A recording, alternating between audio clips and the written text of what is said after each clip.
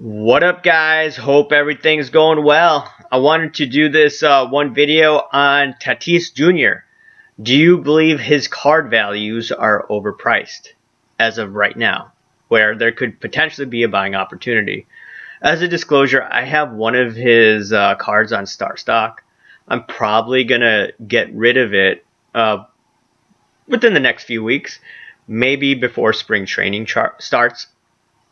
And here's one thing. One of his cards, the 410, that card I was looking at eBay comps, and it was selling for about $130, and now $140 on the low end, right around Thanksgiving. And if you look at the price right now of that card, it went up $200, $330 some dollars. This is one of his more liquid cards out there. You see a bunch of sales of this. And I'm just trying to think out loud. I don't know if you guys are going to agree with this. So he just got a huge contract.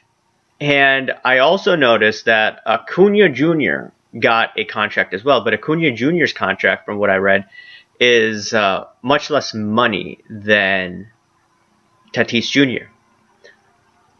The way that I'm looking at it is, if I'm Acuna Jr. and I see this guy Tatis Jr., and he's getting way more money than me,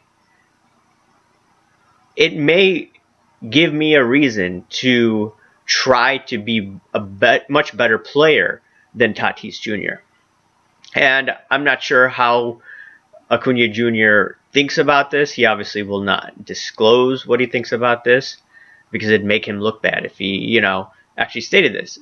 But if you look at the guys like Michael Jordan, and if you looked at Tom Brady, they used any disadvantage to their advantage. So if anyone wronged them anyway, they use it as a motivation. That's how alpha males work. So Tom Brady saw everyone criticizing him like he was in some retirement home. And in turn, he probably looked at those headlines, listened to those clips, and every time he was in practice, he woke up at 5 a.m. He's like, you know what? This is the reason why I'm waking up at 5 a.m. This is why I'm working hard, even though I'm 43, even though I won 6 Super Bowls. He wanted to prove a point, and he did. He beat all of these quarterbacks. So that's what I'm looking at, okay? Sure, baseball season's coming up. Could see another increase in the prices of Tatis Jr. and even Acuna Jr. But at this point, I'm looking at the fact that, okay, we have another stimulus check coming in. Will this money be deployed in Tatis Jr.? He has to perform, in my opinion, for these prices to continue to go higher. And if he does, $330 for his PSA 10 410 card is pretty cheap. Here's the other thing that I look at. In terms of baseball, there are analytics out there. And here's the thing. I sometimes agree with analytics, sometimes I don't agree with analytics. I agree with analytics in the sense that, if you're looking at WAR and whatnot, trying to pay a player based on that, that would probably make sense. The higher the WAR, the more money the guy should get. So someone like Mike Trout, consistently gets a high WAR, he gets the MVP, 5 a player, makes sense. Where I don't agree with analytics, and you can look at other sports as well, is when the Tampa Bay manager took out that pitcher, I think he was Blake Snell, and they used some sort of analytics to take him out in the 6th inning. And analytics won't tell you the emotion of the players, because once they took out Snell, the other team started to do fantastic. I believe it was the Dodgers. And it was a game-turning situation, which I believe the Dodgers won. So looking at all of this, and even if you go to another sport, football, the coach LaFleur of the Green Bay Packers, he decided to kick a field goal with 2 minutes left in the game. And I'm not sure what analytics told him to do that, but that's what most likely happened. Analytics didn't work there. He should have just let Rodgers go on it on 4th down against the Buccaneers and hopefully tie them, rather than letting Tom Brady have the last play or the last possession of the game. So that's why I don't like analytics in that sense.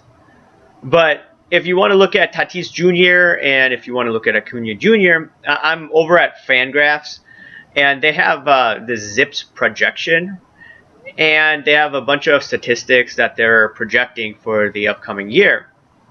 And what I found interesting was that Tatis Jr.'s projected WAR was 5.0. And if you want to look at someone like Acuna Jr., his WAR was like, what, 6.5? So I'm looking at this and I'm like, okay, Tatis Jr. cards are on fire. And they could continuously go higher, even though I'm going to profit off of it shortly, unless he breaks a leg or tears his Achilles, and then his card prices will drop. If I don't sell by then, then it's on me. However, just looking at all of this, I'm like, are the investors wrong in throwing all this money at Tatis Jr. when they could just be putting in Acuna instead? Because all the talk about baseball card market right now is Tatis Jr. and the huge contract that he got. Is he worth that much amount of money? That I don't know. If he can get a WAR of about 6.5 or higher year after year, I think his contract is worth it. I probably want to see higher because he got paid, over $300 million. I would want him to get over 7.0. But going back to WAR, I noticed that the WAR last year of Tatis Jr. was about 2.8, but they played like 60 games. If you had more like 162 games of Tatis Jr. playing and some off days here and there, then I believe that he could have gotten to a WAR of close to a 7.0. And if he consistently does it, he deserves this money, and the card prices should go higher based on that. But yeah, I'm thinking that it's probably not the best time to buy Tatis Jr. You could wait, probably, in my opinion, at the All-Star break. And, going towards the playoffs, you have a strong Padres team, and they should do some damage, in my opinion, this year in the playoffs. They will give the Dodgers some competition, unless they choke. I mean, they have Darvish this year, and they have a strong pitching staff. So let me know what you guys think. I'll talk to you later. Bye.